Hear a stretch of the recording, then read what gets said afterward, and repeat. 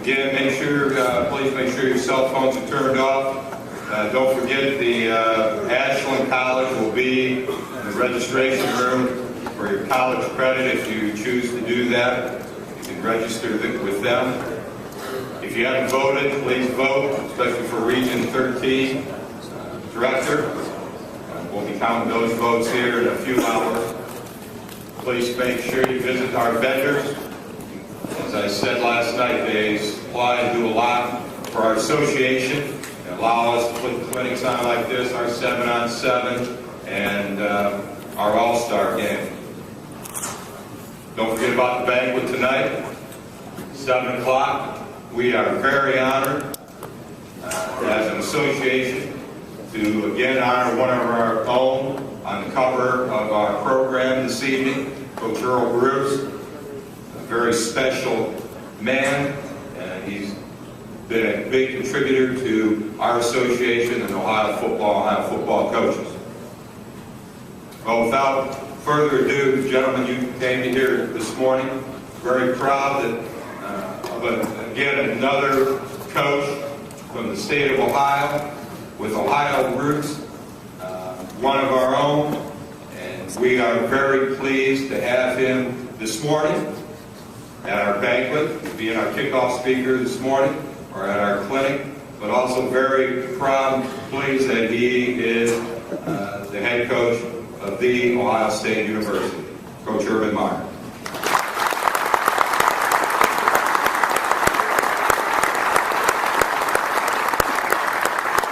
Thank you very much. Honored to represent the Ohio State University and be back home. Grew up in Ashtabula, Ohio, played high school football at Ashtabula and St. John. Had a great experience. I think I'd like to liken our program much more like a high school program than an NFL program. Everything, if you ever come and really study who we are and what we do, it was all formulated by my experience as a high school coach. At St. Agnes, worked for Steve Ratso, but even more than that, playing for a guy named Paul Kopko in Northeast Ohio. The town shut down.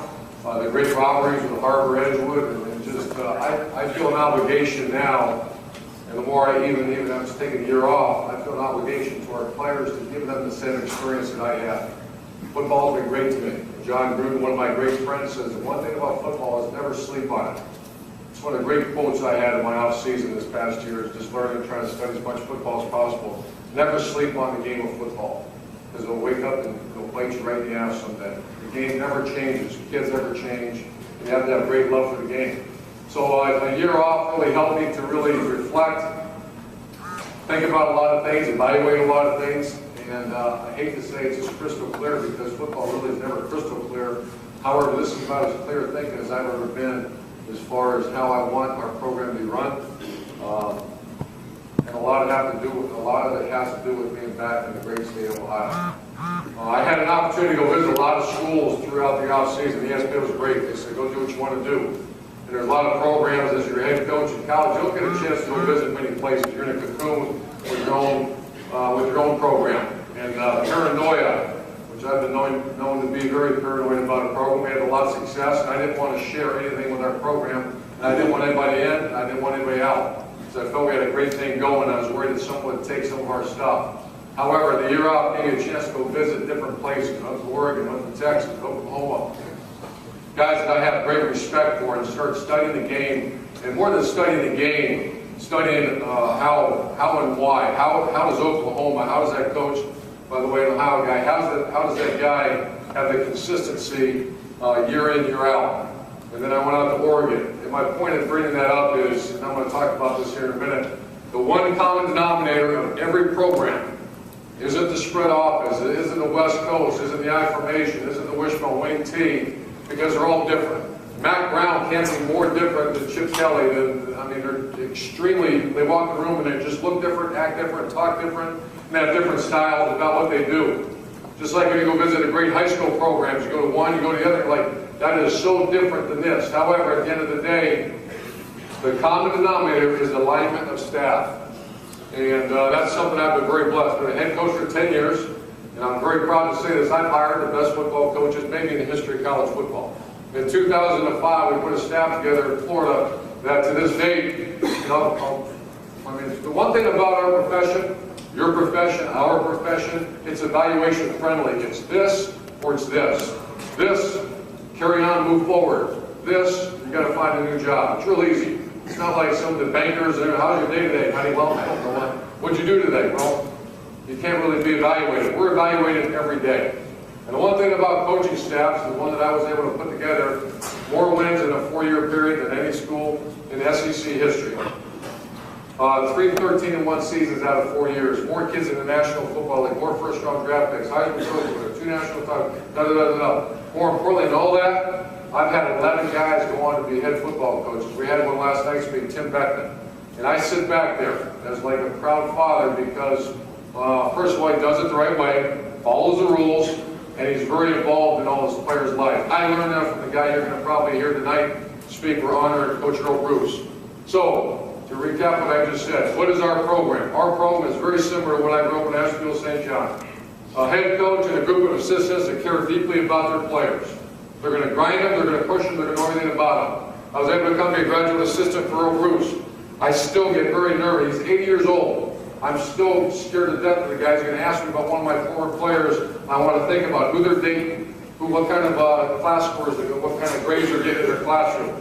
So our program, if you came down and spent time with us, it reflects those programs, and it all started here in the great state of Ohio. It took me a minute to get back, but I'm awful proud to be here to see old friends and look forward to meeting many new. With that said, I know Jim Trussell a friend of mine did a fabulous job opening doors to the State High School Coaches Association and everyone here. And we're going to do that and even try to enhance it. We're going to do the best job we can. The answer is yes. You got a question? The answer is yes. Come on down, doors are open, sit in meetings, whatever we can do, we're all in this together. There's a couple of coaches I guess pissed off that we're recruiting some in-state guys to stay home. I got to do is recruit them harder to stay home. So for those guys pissed, there's a little message. We're going to come at you even harder. We're not going to leave the state if we can do anything about it. Because I believe in Ohio. This is my home. I hired a group of coaches I'm going to introduce in a minute that have Ohio ties, a bunch of them, and we have great respect for the way those kids are raised here in the state of Ohio. And we're going to come after them as hard as we can. With that said, I'd like to open up or introduce our coaching staff on defense. A guy you know well, was a great part of Ohio State, and I keep hearing about what a great job he did. He's a Buckeye and a good person and all that. The thing I don't hear enough of is he's a great football coach. That's why he's continued to be on our staff. And that's our defense coordinator. Honored to have him be part of our staff, Luke Fickle.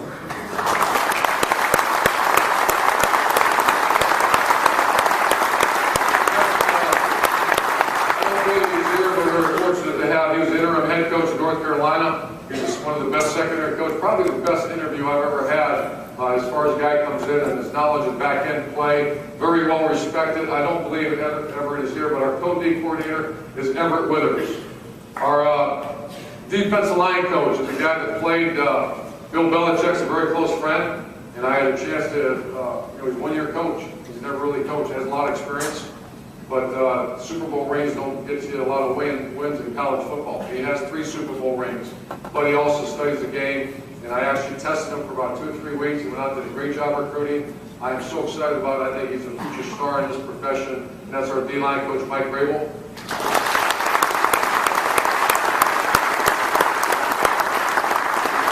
And a recent hire is from the state up north. He's a guy that has a lot of experience in this area.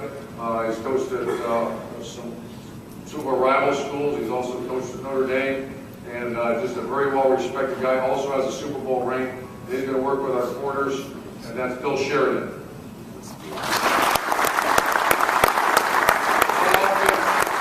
guy that I have great respect for, we're going to run a spread offense. It's going to be very multiple. That term is used very loosely. But he's a guy that I have a lot of respect for, studying the match in the offseason. He's our offense coordinator, quarterback coach Tom Herman.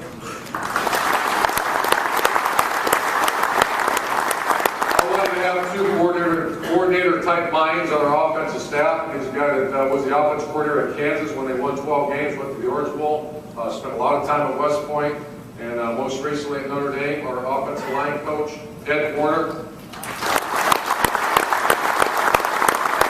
Running back coach in Florida was also on Coach Trussell's staff, and our running back coach, Stan Drake.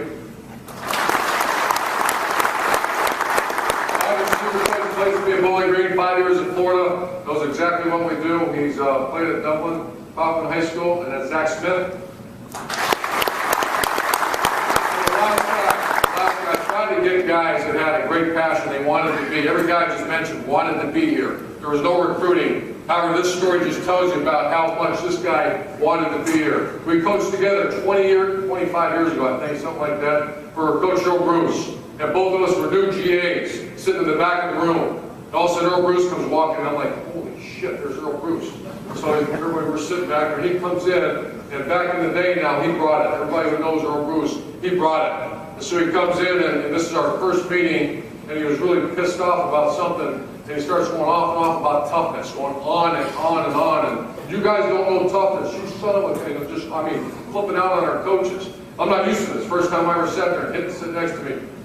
And so, it's a true story, by the way. And so, Coach Bruce is going nuts, he reaches down, grabs a box, he puts the box on top of the table. And once again, the whole thing is about there's no toughness. Our players are a reflection of the coaches, and the coaches have no toughness. So he pulls open, it's like it's one of those wooden boxes, and the slides open, he reaches in, and he pulls out a turtle. It's one of those turtles, a snappy turtle, I guess, something like that. And he unzips his fly. And I'm thinking, what in the shit is he doing? This is major college football, man. Here we go. What is this? Unzips his fly, does a deal, and that turtle bites a hold of him. And I mean, there was in his veins, like this. Now that's toughness! Right there, that's toughness! And he's swimming, things hold on to him. And so finally, he reaches down and pops it, takes both fingers like this, hits the turtle in the eyes, and then flops off and starts flopping around on the table. He wipes his forehead, and he says, now which one of you son of a bitches are tough enough to do that? Tim Hidd raises his hand and says, Coach, I'll do that. Just promise not to poke me in the eye.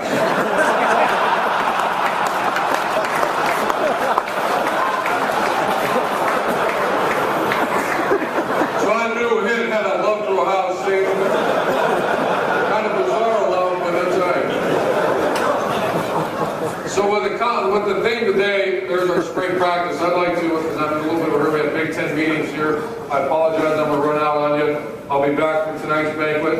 Our coaches will be here all day. And once again, just in your minds, the answer is yes. You want to come down to visit? I'll go to practice. You want to talk? You want film cut-ups? You want whatever? Yes, yes, yes. Greg, where's Greg at? Greg is going to still be our high school relations. Please, Greg, stand up. Is Mark Pantoni here? Mark is also going to work with our high school coaches, and the answer, once again, is yes. Okay? And that is a true story about Tim Hidd, if you guys have any. Our job and my job as the head football coach is to put a plan together. The plan is very simplistic, so I'm going to go kind of fast with it. The plan is, it's not rocket science. You recruit really good players. If you're lucky, recruit great ones. It's number two, hire great coaches. Okay, there you go. Right? If you're writing it down, you don't have to. Because everybody knows that. Okay, let's go to the next. Now we're going to put together a plan is not difficult. Execution of the plan is where it takes some effort and some thought. Recruit great players. Number one, in my experience, 1 year away from football, away from on the field coaching, was I realized how ignorant so many people are about this great game. I hear the criticism about that left-handed quarterback I was so blessed to coach about. I think he drops the ball a little bit. We talked about that, right? I think he does a little bit. However, the competitive nature, competitive spirit of that man is unlike any I've ever seen. So if anybody wants to bet against a guy like that, I'll cover your bet. He will do something magical if given the opportunity. I know you guys have had players like that as well. Go out and recruit a player. Height, weight, size, speed, 40-yard dashes are all very measurables. The immeasurable. Will he reach across the checkers table and try to squeeze the air out of your body if he loses? We want guys like that. So we're going to try to get the high school coach's opinion. That's number one. Number two, we're going to watch how he does in the big game. We recruited a tailback from Kent. I was okay with him. Then I found he ran for 300 yards twice against Massillon. Take him. Because the competitive nature has to, maybe it's not there consistently, to do that against that school, you have to be a real guy. That's not against some lower level school that you have much better players in. That's against Massillon. So we took that kid for that reason and that reason alone. So the competitive spirit. Number two, character. And the way does he have the self-discipline and self-respect to take care of himself? Unfortunately, that's harder and harder to find. How do you find that out? The way you do it up here is you ask a high school coach. We recruited 25 guys this year. I think 16 or 18 came from the state of Ohio. Of all those guys, it was so refreshing to be able to sit and home visit with high school coaches, to be able to recruit the high school coach, the mom, the dad, if he has both of them, and the player. I'm not really interested in the third party, the friend and mentor, or the guy that has a vested interest in the young person, as they say. So it was really refreshing to come back up here and be able to recruit and have the high school coach with us. Toughness, refusing to come out of the game, even if he's hurt, relentless, and he goes both ways. I love the guy that goes both ways. That obviously makes him more valuable to us because that's a sign of the kind of player. I have this written down. I'm just going to apologize for going fast. Is he the kid that takes the extra step? Right at the end, we refused to take a kid from out of state that was a wide receiver because his extra step was out of bounds. I was very blessed to coach some guys now. Their extra step is to drop their shoulder pads and get that extra 2 yards right through guys. So that's something I force myself to watch. Does he take the extra step? Is he the linebacker that's going to take that extra step, even if it's one of these once in a while? Is he going to put his nose right on a football and take that extra step? Extra step, extra hit. And can he run? It's really hard. I don't mean that to be 4-2. Love 4-2s. But I understand that. Is he play fast on the field, not just track time? In my opinion, our opinion in Ohio State, you have to run. And this quote from Fielding Yost at the turn of the century, this came across my desk about 4 years ago, and it blew me away. I was kind of having a bad day, and I started reading this, and I started thinking about the great game of football, how it separates itself, all due respect, from all other sports. I'm going to read this to you. No lawyer or doctor ever approached the top of the ladder in his profession who did not love, did not have an enthusiasm in himself constantly urging him higher. Likewise, no man can be a football player. This is where, just think of, this is the turn of the century. Think about how profound this statement is. No man can be a football player who does not love the game.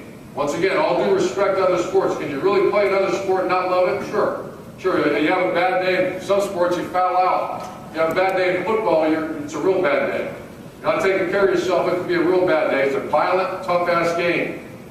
Half-heartedness or lack of earnestness will eliminate any man. Think about that. We had a guy with a little half-heart. He eliminated himself. He didn't like what we were doing. We were up at 5 a.m. in 10-degree weather out there doing bear call. He made a decision. I don't like this. We try to help players make those decisions. If you don't like it, don't do it. The time to find that out is not on October 27th against Penn State, that you don't really like it. We're going to try to put guys in situations in the off-season to find out if you like it. That tells you if you got a guy that has a chance. The love of the game, maybe the most profound of all the quotes. I'm a big quote guy, but this is as profound as it gets. The love of the game must be genuine. It is not devotion to a fad that makes men play football. I'll repeat that. It's not a devotion to a fad. Writing your autograph on a ball and throwing in the stands. All this self-promotion, all that. It is not devotion to a fad that makes men play football. It is because they enjoy the struggle. Football in itself is the most, if you think about what a young man goes through right now. That's why I was talking to some of the board of directors here at the Coach Association.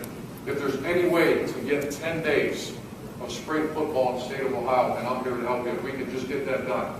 Because right now, other states are getting a little bit advanced because they get those 10 days. Not just to get you a better football player, but the safety element.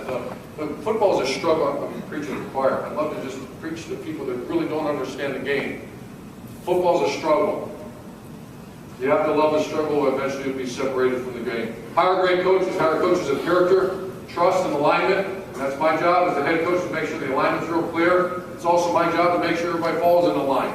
Because if not, you're going to have a problem. And then the thing I told you about all the coaches I visited, all the staffs I visited, one common denominator, very successful staff that I visited, was alignment with the head football coach. You put all your agendas aside, fall in line, and if you do that, you have a chance to have a successful staff. Their genuine love of players. Whenever you converse with a coach, it's not about me or I or about your magical scheme that you teach. It usually goes right back to players.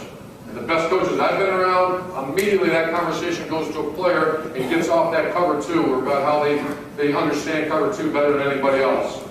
But it always goes, and I try to listen, and I always try to listen as close as I can. The genuine love of the game and teachers and not presenters, which leads me into the next phase, teaching 101. And I'm not here to, can anybody, is that too blurry?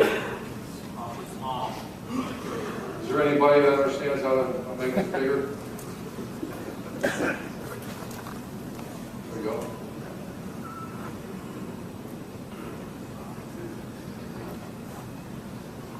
Is that a little better? Okay, this is just, once again, I'm just giving my experience. One experience I have over a lot of people in this room would be that I've had the ability to work with the greatest, I'll fight for them. I think the greatest assistant coaches that have ever coached the game. We've had incredible success because of great players and great coaches. And one thing that every assistant coach that I considered great, the amount of knowledge I learned from them was incredible. I'm still learning. I'm going to go sit in someone's meeting room. The advantage I have, I get to go sit in 9 different meeting rooms nonstop, going here, going here. And I sit there and take notes, not on what's exactly being taught, but not what's being taught, but how it's being taught. Because once again, how many schools right now are bench pressing? Everybody. Everybody. So I'm evaluating our strength coach. I don't really care about the bench press. We teach a fight or flight principle in our off-season program. So I'm going to evaluate our strength coach, not on bench press numbers, but when it gets tough, are they able to come through it on the other end and be tougher? Same thing with the offense. Same thing with the evaluating assistant coach. You push. It's a very evaluation friendly. I've even had pro coaches. I'll sit and study film with them. And I'll be talking to them, and it'll be the most magical clinic I've ever seen. I mean, those circles are perfect, and this is what's supposed to happen when we push play. And I'm thinking, now what the shit? You just told me they're supposed to be doing this, but they're not doing that. So it goes right back, and I even ask the question, why they're not? And they go fast forward through it, and they get to the next picture on the board, but for some reason we're not seeing that execution on film. The objective of a teacher is to teach, to get the student to retain information and the skill, use the information and skill, and increase production because of the information and skill. Our style at Ohio State. Number one is going to be clear. Organized, clear objective. I'll challenge our coaches nonstop. My job, even after my year waiting, is more clear in my mind after visiting with other coaches around the country and seeing these top shelf programs. My job is to make sure that coach is very clear. Once again, it's this or it's this. What are you asking that kid to do? And is he getting it done? So be very clear. There has to be an objective in what you're asking him to do, or don't do it. Don't do it. Next. Clean. The use of tools, tip sheets, and videos. The days of the old coach we've had to all improve as coaches. The greatest teaching tools available in the history of this sport are now available to you. It's called video, digital video, cut-ups, all the other, these great ways of teaching. The days of saying, I don't use that, are not acceptable at The Ohio State University. We're going to be on the cutting edge of every teach tool that's available. It has to be very clean. The days of the scribbled tip sheets where the kids can't read them, that's no longer exists. Concise, broken down to the smallest detail and get to the point. And then this is what makes us, I'm hoping makes us different, or separates a lot of the great teachers from not. It's the direct teaching. For example, if I ask you, can you name the 4 components of the way we expect people to teach at The Ohio State University? Can you? Okay, see. Well, not the very few. I'm trying to create an environment on edge. I want you on the edge of your seat, kind of worried you're going to get called on. That forces what? Stimulation of the brain. So direct teaching is this. What is it? What are the 4 parts? Clear, clean, concise, and direct. Okay, what are they again? Don't cheat. Don't look your ass at the board. What is it? That makes you sit in your chair and you start to get nervous about the coach is going to ask you a question. For the coach who gets on the board and draws circles and teaches the board all day, and I'll sit in the back room and say, now what the hell is that? There's no teaching going on. There's presenting. It's not teaching. The difference between a teacher and a presenter is this. My sister's the provost at the University of Cincinnati. This is a great Christmas argument we've had for 20 years. I say, you're a presenter. She said, well, I'm a teacher. You're a presenter. Presenters present information and they fail people if you don't get it. Does that make sense? So if I give you information, you don't get it, I give you an F. In our profession, that's one of these. We get an F, there's a new staff comes rolling in here. So we don't present, we teach. Teach means exhaust all possible venues or resources to make sure the player knows what he's doing. For example, 2006, Chris Sleek was our quarterback in Florida. was a guy that was non-functional, had learning disabilities. We had a lot of issues with him. We get down there, he's one of those 7'5" quarterbacks, 7'6", 7'5", threw the prettiest pass I've ever seen, had pretty blue eyes, the whole deal. Couldn't learn. He couldn't learn. So their whole offense was, they look at the sideline, get the play, he wouldn't even call the play, clap his hands, wouldn't have to talk or anything. And my question is, why? He said he can't learn. Throws a very beautiful pass, he just can't learn. Dan Mullen, my quarterback coach, we knew that we looked at behind him, there was not another quarterback, or it would have made a change. And this kid was tough. Mickey Marotti, our strength coach, said he's one of the toughest guys on the team. He's got it. Okay, let's be creative as a coach. We're not a presenter. That kid has to learn. Let's bring in Florida, you know, 21. Let's bring in 3 specialists. And let's ask, why is this kid not learning? Well, we found out after about 6 months just grinding these learning specialists over and over again and doing all this research on the kid sees it, was that dyslexic? Sees it backwards. He has a very severe learning disability. He's the toughest guy there is. He works harder than anybody else. That's how he made it through school. But he can't learn from the board. I'm proud to say after 05, it took us a while to figure that thing out. The kid wins a national championship in 2006 because our meetings now went from the classroom to on the field. It was all motor learning. The kid learned fine. He's fine. He's a great learner. He doesn't learn like maybe you and I do. So that's the difference. How many professors understand that? How many people go to that deep of 6 months of just studying, trying to, this one kid has to learn what we're teaching him. We can't accept the fact that he's not able to learn on the chalkboard. Atmosphere, clean, organized environment, desk. This is something that I'm very nuts about. Desk with notebook and pencil, not pen, both feet on the ground, no hoods or hats, no cell phones obviously. On time, take a break. This is something every year. We're going to do it, I think, before spring practice. We're going to have learning specialists come in and visit with our staff. And what I've learned over the years, I used to think a kid was dumb. I would say that. I would say move on. We have to get someone else ready to go instead of really doing a good job of saying that kid is not dumb. That kid's fine. The coach is dumb because the coach sits in a 45-minute meeting without a break, and after about 15 minutes you lose that kid. So every year we try to coach our coaches on how to create the supreme, perfect teaching environment in the classroom. Once again, some are this, some are this. I've had this, for most part of my coaches are this.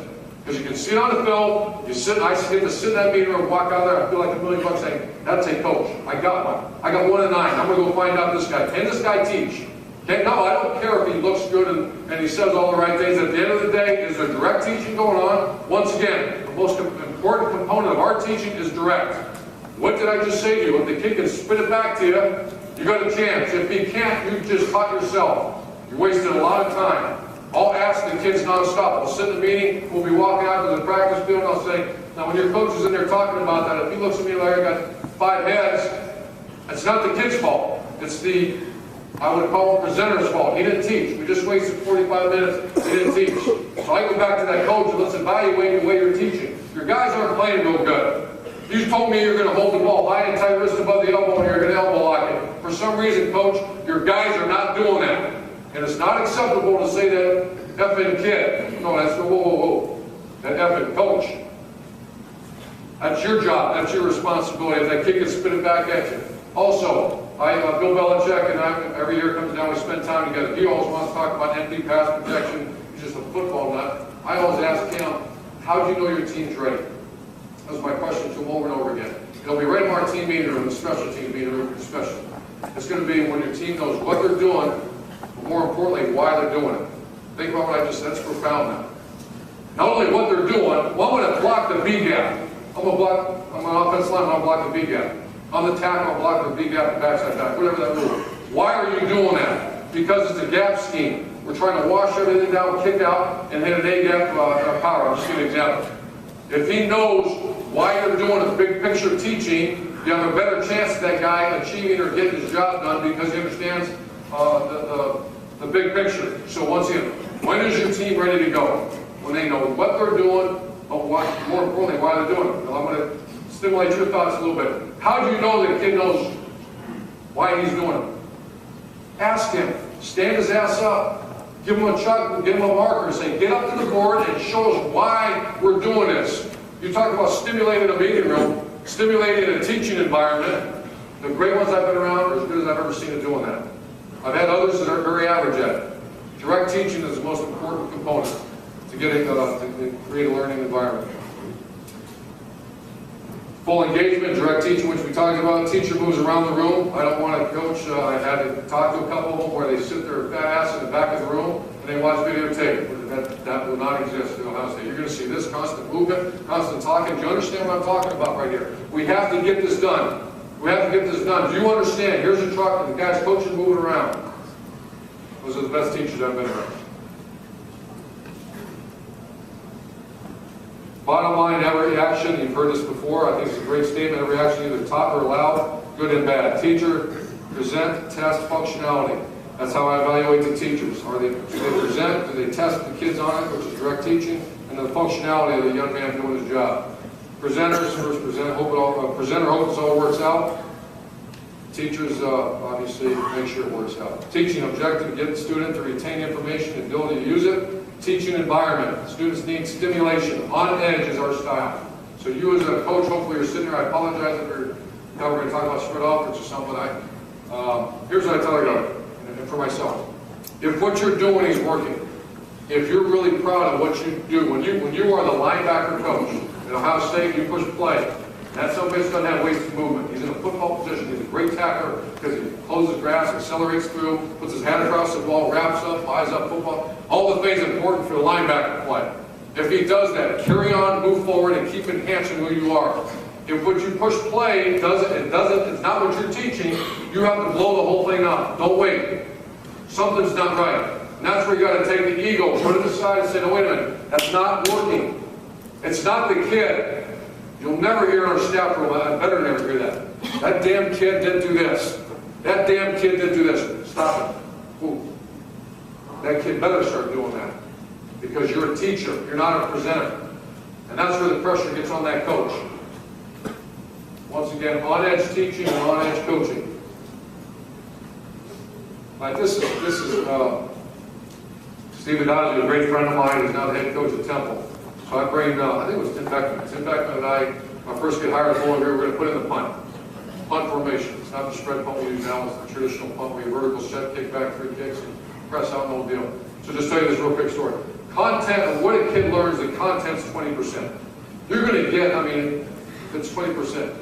How do you get that into someone's mind is more importantly. It's the delivery, it's the passion, it's the guy moving around, it's the teaching tools, it's the ability after 15 minutes to get them up stretch, wake them up, tell a joke, whatever, stimulate the teaching environment. Sit in a warm room, guys sit in the back of the room, and some coach up there teaching his ass off and no one's paying attention. That's called presenting. Steve Adazio, we go visit him at Notre Dame. So Steve, we're going to put in your punt. He's the best I've ever heard teaching punt.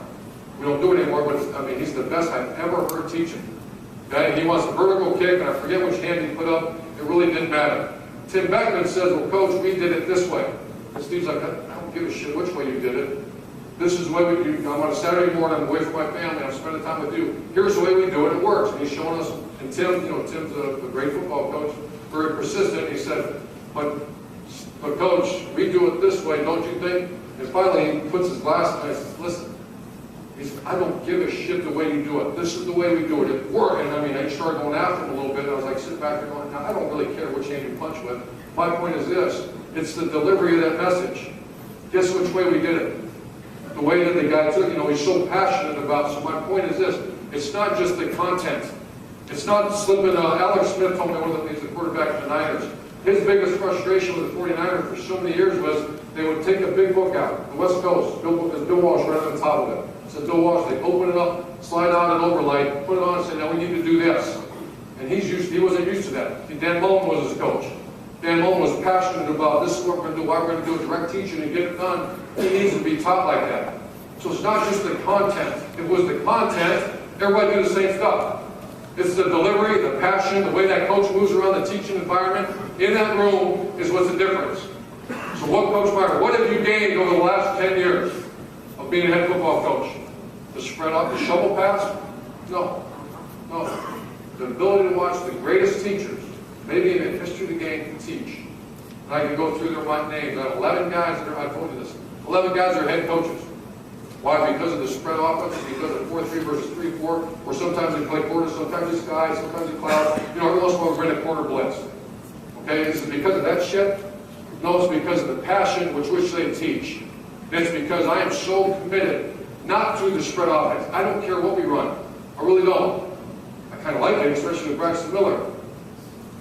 But what I am committed to is making sure that your young football player steps in the meeting room, it's intense.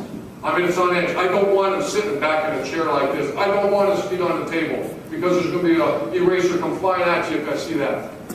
It's a guy sitting on edge, absorbing everything. Then after about 15 minutes, you shake it off, get a rinse. Coach has some fun with him. Bam, you're at it again. You'll see production on the field. Once again, it's evaluation friendly. What's that mean? It's either that or it's that. At Ohio State, that is not acceptable. It has to be that. But coach say, that's it. If not, get rid of that play. We can't do it then.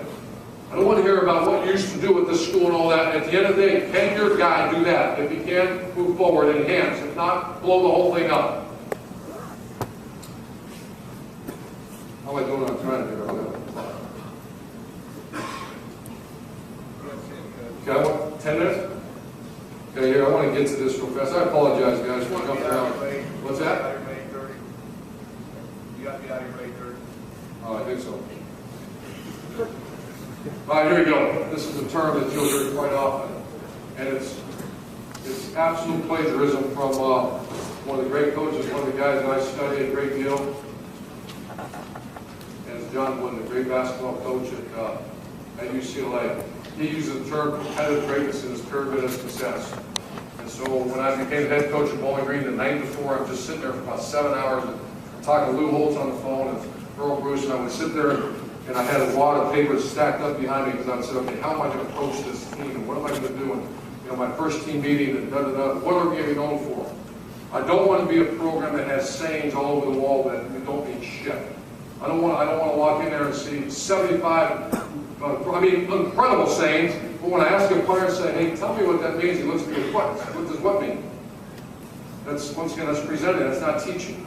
The one thing that will be taught over and over and over in our program is competitive excellence. Competitive excellence is this. At the end of the day, when that number is called to go make that play, are you ready? Are you ready? And it's not because you wore that secret t-shirt you've been wearing since your sophomore year in high school. It's not because you ate a certain donut before you went, or some good luck, you rub the ball guy's head, or you keep a rabbit's foot in your pocket. We have to eliminate that thought. Unfortunately, there's a lot of that in athletics. It's going to work out because I said my prayer before I went. I'm in this. I say prayers too. That's all good. I'm not saying that's negative. What I'm saying is, if you get your team and your coaching staff aligned together, Belichick always does this to me. It's always going back and forth like this. If you get everybody aligned, the minute you have this, you got problems. How does a team like the New England Patriots go take a Randy Moss? How in the hell does that happen? And it works. Because the core is so strong. You can take a peripheral guy. Same thing I'm going to hope with our program. The core is so strong. The alignment is so strong. Because we all believe in the same things. Competitive excellence is the basis of who we are. One of the great quotes by Michael Jordan, right down here, I'll paraphrase it for you. It's underlined. I practiced hard enough that the games were often easier. Our Tuesday practices are the most miserable practices you've ever gone through. Our coach, it's full pads, it's inside drill, it's stop the run. You're going to block the hardest looks on offense, the offensive line. You're going to look like shit because we're twisting the odd front, all that other stuff. It's going to be so miserable because we're going to try to prepare you for the hardest looks. The coach, the player, the head coach, the trainer, the managers, and the strength coach, I don't want to feel good after Tuesday. You have to feel bad before you feel good. You have to give them the hard stuff. So if the hard stuff hits in the game, you're at competitive excellence, you've done that. So what's the foundation of Ohio State football? Competitive excellence. At the end of the day, what are we? We're going to train our kids so hard that when their number's called, they'll be able to execute at a very high level. Here's how we're going to do it. Game reps and mental reps.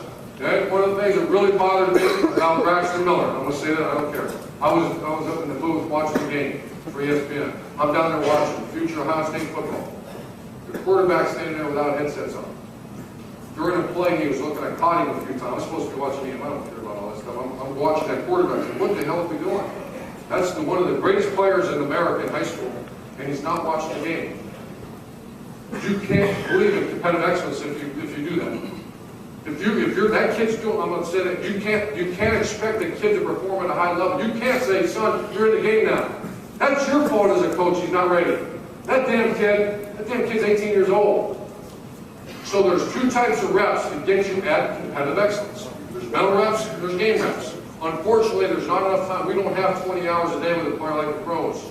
So a lot of times the kid, a lot of times has to get what kind of rep? What kind of rep? Mental rep. Mental rep. Is a mental rep as good as a game rep? Pretty damn close. If you get a real guy, like a real man that loves the game of football, I'll see the offensive line back there, working the twos, working their zone steps. The slap asses are sitting back over the side getting drinks of water, and then the coach gets kind of greased on the field pretty good because his guys aren't getting their mental reps during each rep. You have about 16 reps during a team versus skelly or a team versus scout in a 10-minute period if we're going on tempo. If you can't get that backed up guard, you can't get him a game rep. There's nothing like a game rep, but there's nothing like a mental rep. You can't get a mental rep if you force those kids to learn. So once again, what's the big picture of all this? Competitive excellence. When that kid's number is called, he's ready to go. How do you do that? Mental reps first. Game reps if you can against every possible level.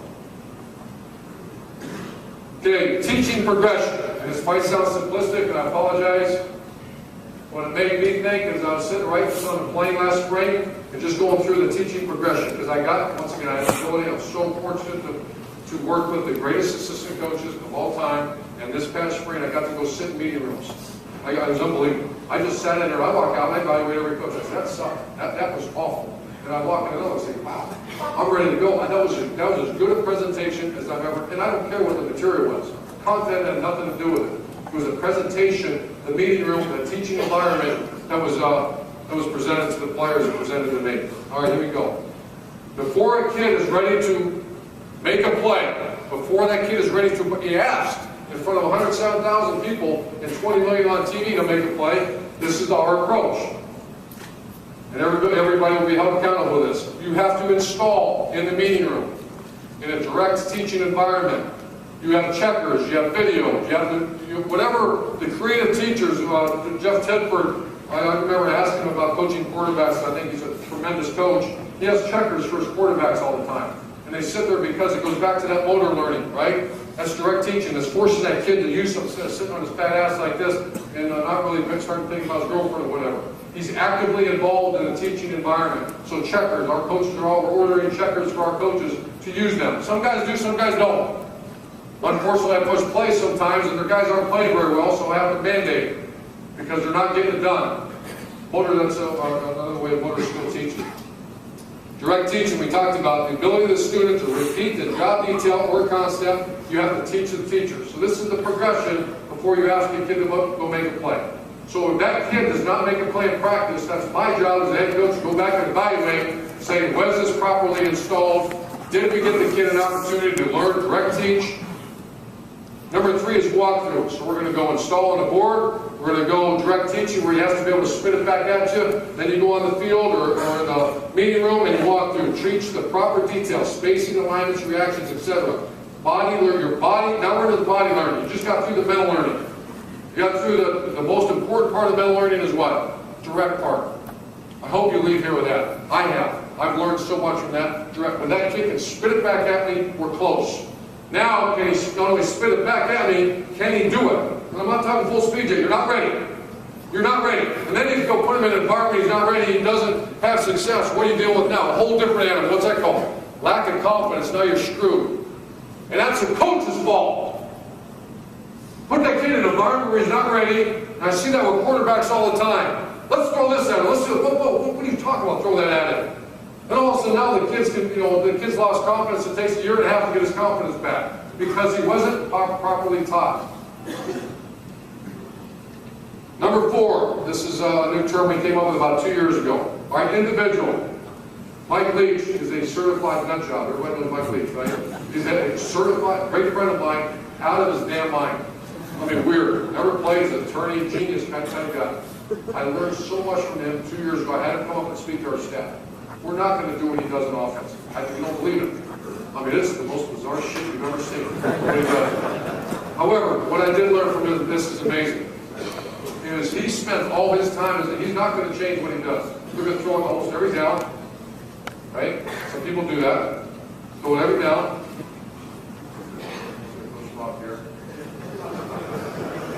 He believes that more importantly than practice is videotaping every assistant coach's drill tape over, and that's all he does. I'm like, what are you talking about?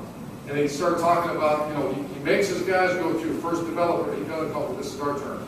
Developers, what's a developer? I'm a receiver coach, number one coming off the ball, right? D-line coach, number one coming off the ball. You have to block in a football position every day. That's called the developer. That's the fundamental to your spot. So you're the head coach in high school right now. What I would do is make sure your assistant coaches tell you exactly what the developers are. That means every day. If you're a linebacker coach and you don't work on tackling, you are not a very good linebacker coach. That's the most fundamental skill. You have to teach that. Any position on defense, you have to teach tackling. We're going to teach it better than anybody. I don't know if it's going to look that way, but we're going to spend a lot of time because that's a developer. You can't. I want one of those coaches that can't go to sleep at night knowing that he didn't get that 4 minutes in of stock blocking, because that's a developer. The minute you don't work on a developer, you can see it. Fundamentally, it's a breakdown in that kid's position. Does that make sense? Developer. Then you go from developer to specific. Okay, now we taught you how to turn and go from speed to power and get in football position. Okay, now our kickoff return, the right tackle, right guard, we're going to do a lot of double teams. So this week we're going to work on a specific. What is that? The double team. Not a big group environment. Individual now. We're still an individual. So we've gone from what first? Development, developer. A developer of a ball carrier at Ohio State will be absolute maniac teaching of ball security. Every day that will be taught. That's not a Tuesday. One time I had a visiting coach come in, and I was at Utah, and he came in and he started talking about punt, all this shit we're talking, and he says, we have something called Turnover Tuesday. I said, tell me about that. And he says, every Tuesday we emphasize turnovers. I was like, shit, what a great idea. I'm like writing that down on my hands. Like, well, tell me about it. So we get points here, and the coaches really teach it, and they're going on and on. And I'm like so excited about it, and they leave. Their staff leaves, and so I'm going to go to our staff. I help Kyle Winnie have some really good coaches on his staff. And so the dumbass I am, what do? I can walk and say, hey, what do you guys think about Turnover Tuesday? We're going to emphasize on Tuesday turnovers. And they're looking at Whittingham's, they're going to be like, dumbass, what are you talking about? We emphasize that every second of our lives. My point is this, you get what you emphasize. If it's a developer, if it's something you believe in, I don't know, you guys got your own programs. For us to come in and stand in front of a team, imagine this for a minute. I got 85 guys, and I sit there and preach about turnovers, playing to win, da-da-da-da-da. And I come in and say, okay, on Tuesday, on every Tuesday, what about the other 5 days of practicing? But every Tuesday, we're going to really concentrate on turnovers.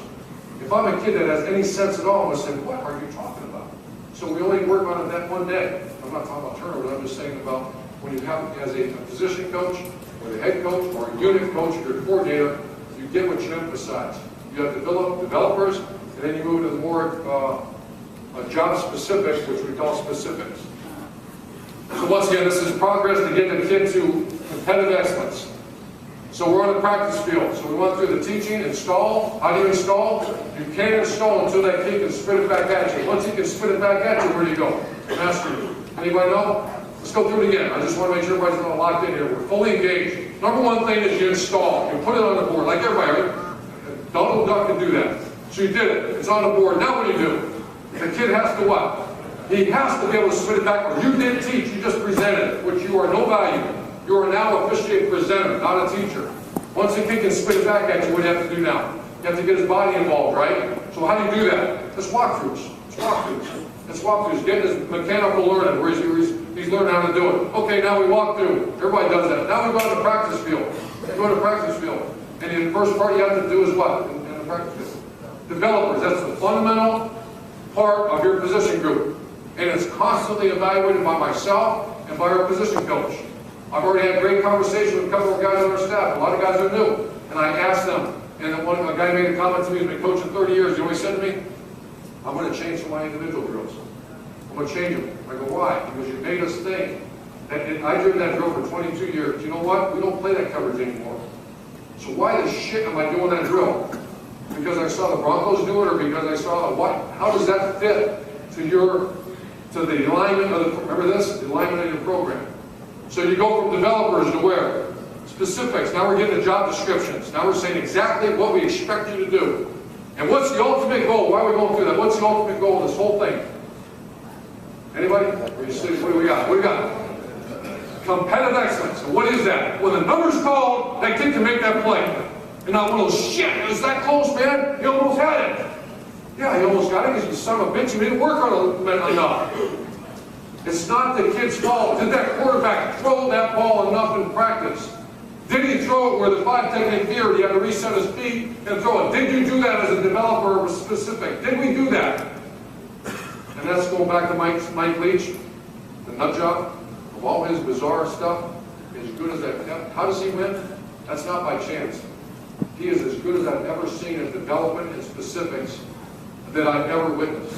He actually believes, I'll ask you, the bench and the corner out, outside leverage man coverage, the way we had this discussion probably 6,000 to 7,000 times. I don't believe that you can throw that hitch and a corner out against outside hard man coverage. He says, bullshit, you can throw that. I said, no, you can't. So you can imagine the competition we had. Good thing we're engaged with not love it or the hell it's called. Because I won it. His comment is this: if you throw that enough, and the guy running the corner route, if it's high shoulder, if it's low ball, throw the ball low and away and complete the pass. And I'm sitting and listening to him. You're right. You're right. How about if you get over the top and you throw one of these, right? His point is they don't run the ball. We're working on, so I came back, I evaluated, which is my job. I came back and said, I agree with him 100%. But we're not going to do that because we don't just throw the ball 87 times. We're going to run, we're going to do some options, some other stuff. So we don't have time to do that. My point is he has a firm belief in developers and specifics over and over, as good as I've ever witnessed in my coaching career. All right, we're gone through with practice now. Now we're in the group work. That's the middle part of practice. So if you come to our practice, like a lot of teams, it's going to be developers, it's going to be specifics, and now we're in the group work. And group work was Coach Fickle's going to take the linebackers, the drop ends, whatever it is, and you're going to do a little mini field, right? You're going to take the receivers, you're going to work stop blocking, the 3-man side, 3-man surface, you're going to do cover 2, throw slants, whatever. It's group work. It's quarterbacks and receivers working together. So we're now into that phase. So we're developing this player for competitive excellence. Next phase. You're in the scout work. Now you're going to do it all together. Now it's instead of part whole, instead of part, we're now into the whole. You're going to feel the break in the huddle, go on the line of scrimmage. Not in a live environment, because they're not ready. And they're not ready, and that's what happens if you put them in a competitive environment, they're not ready. What happens? And they fail, and they lose. Now you're dealing with the whole, now we got to get psychiatrists involved, and we got to call moms and girlfriends and buy dinners for people and all, because now you're dealing with a whack job, right? Like we all are. That kid is now screwed up. Why? Because we screwed him up. That kid was not prepared to go into that environment. In scout work, that's a teach temple, we say. We're teaching. Coaches teaching and all that. Coaches teaching. Coaches teaching. We're not a game rep yet. Not a game rep, so we're in the scout work. Now, eyes change colors. Coaches change colors. Language might get a little more intense. Hey, coaches, all of a sudden, you start blowing up and you see offensive line coaches and D-line coaches kind of getting after each other. Linebacker coach yelling at the quarterback. Everybody, now you're in the mini arena, which is offense versus defense. You are officially in a game rep. We are preparing you for competitive excellence in the arena. How do we do that? We get it in a mini arena before we get to the big arena. So when you get to the big one, you're ready to go. Now it's offense versus defense. Game reps, and that's where the good coaches, not the shitty coaches. Good coaches. What do the good coaches do? Where are the twos at during game reps? Where's the twos at? Where's your backups? What are they doing? Where are they? Where are they picking each other's ass over there? Where are they? They're right behind them. Where's the safeties at? The safeties are with the safety coach. What are they doing? They're getting a mental rep of playing a deep half against 3 up on you. 2 up on you, right? Those are the good quality coaches that are getting that mental rep. Is a mental rep as good as a game rep? No. Is it close? Absolutely. During a game, I'll watch that. I have other people watch it for me. What are they doing? What's that backup Mike doing? Backup Mike linebacker doing? If he's well coached. Where is he? He's right next to his coach. What's call? Okay, I got the call.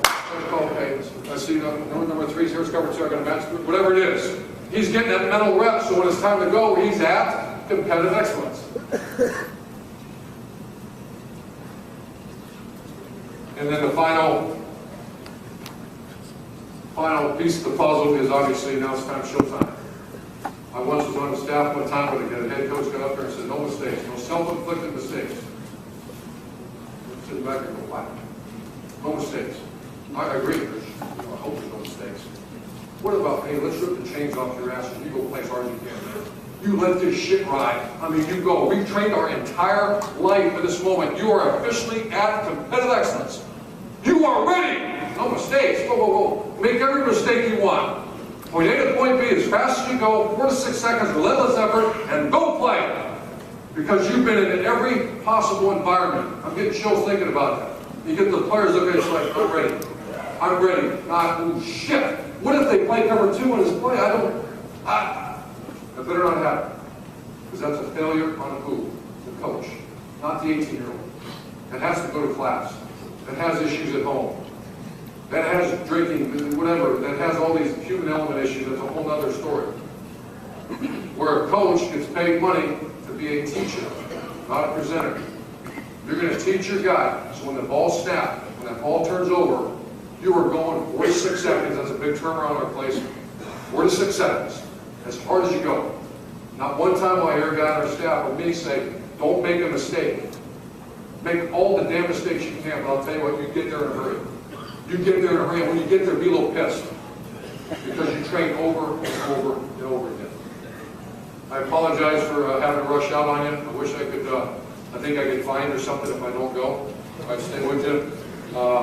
The answer is yes. Anything else here? The Michael Jordan quote is something you're going to see all over our facility. Not because we're going to get rid of it. We're just going to have a couple of quotes. And the Michael Jordan quote, I'm going to read it to you guys that love this quote. And he was a monster as a player. I hear people start comparing him to other people. They're out of the damn line. This guy did. If you practice the way you play, there shouldn't be any difference. That's why I practice so hard. Here's the greatest basketball player of all time. It's the same. It's not like that one guy. Remember the one guy said, why do I have to practice? So anything was possible once the game started. Everything we did in practice became competitive. I took pride. How about that? I mean, is it really, what else do you have to say to a young guy that has this little bit of a issue with trying to be the best, right? How about the last part of that? I took pride in the way I practiced. Go team. Ready to go now, right? Everybody says that. Let's go, let's go. You'll be doing this soon someday. If we just do that. Don't worry about style of offense. Don't worry how many times you touch the ball. Worry about competitive excellence. Michael Jordan said it. And he's, okay, decent player. He said it. As a matter of fact, I got proof he said it. Here's a quote. It's on the board right there. Reminders. Every phase of teaching for competitive excellence includes, this is really cool, it's said this recently, is a clear objective. That's all. When we get back in the month of February, I will walk in the defense room and say, Luke, what's the objective here? We always have a cone at every drill. Why do you think? At the end of the drill. Why? Finish. I sit there, it's bizarre stuff, and I see some coaches, one guy runs through like this, the other like, God, they go across the line. I blow this and say, where are we going? What are we doing here? What's the objective? Well, we're going through the cones. Bullshit, you don't go through the cones. Are you competing here? What's the objective? If it's to win, call a winner and a loser. Put the cone down. Who won? You won, you lost. Next time, don't lose. That's why we do this. Or don't do it. It's real simple. Don't come out here. Don't do that unless you have an objective. Number 2 is clear expectation by the teacher, which is a challenge to all of us. Number 3 is concise. What's concise mean? Broken down to the smallest point. Which foot you're stepping on, where's your hand placement, how you want to attack it, and then finally the finish, which we just talked about. Tools. Teacher is responsible for providing a toolbox to the student athletes to complete his job description. I apologize for rushing through that. To say that I'm excited to be the head coach at Ohio State is an absolute understatement. I'm so freaking jacked, that's all I remember life. I carried a Buckeye one time we had to play against Ohio State in my pocket. That's how strong I feel about this place. I still remember the first day I saw the Scarlet jerseys, and Rick Spangler was a kicker from Geneva, Ohio. And I wasn't worth the shit, so I couldn't play at Ohio State. So I came down one day to watch a game, and they had a track. Remember the track around the stadium? I walked down there, and I was like, he came up to me, the game was almost over, and you could actually walk down there. And I walked, and I was kind of weird. And I grabbed his jersey, like, holy shit, you're wearing a Scarlet? Great, man. You're doing it. I get a chance last year, my first game as a big-time broadcaster, which I wasn't. is to do the Ohio State Akron game. I'm sitting up there, and Spielman's sitting next to me, and I'm kind of nervous. I mean, not that anybody's listening, but I'm going to have to talk about this stuff. And all of a sudden, that freaking stadium goes quiet. I hear the PA announcer say, the Ohio State marching band. And those guys came through that tunnel, and I'm sitting wiping tears out of my eyes and thinking, holy balls. I haven't been back there since 1988. And now to stand here in front of the best high school coaches in the country, to be able to say that our program is your program, I'm humbled to do that. And I have an obligation. You're going to hear, we don't have a lot of mission statements. Our job is one thing, to make the great state of Ohio proud. So everything we do, everything, recruiting, well, we're pissed because you went after guys committed. Yep. And you know what? I got 9 guys, you better go do it again. Do a little harder next time. Do a little harder. But our job is to make the great state of Ohio proud. How do we do that? It doesn't, no chance without us doing it together. So when you have a question, yes, you can. The answer is yes, you can. Come down, open doors, talk football. Coach, can you stay late? Yeah, you can. If I can't, these guys can. Absolutely, the answer is yes. Last thing before I go, this is I had jogging around the other day. How can we be different? Not because of Tim Hint's picture.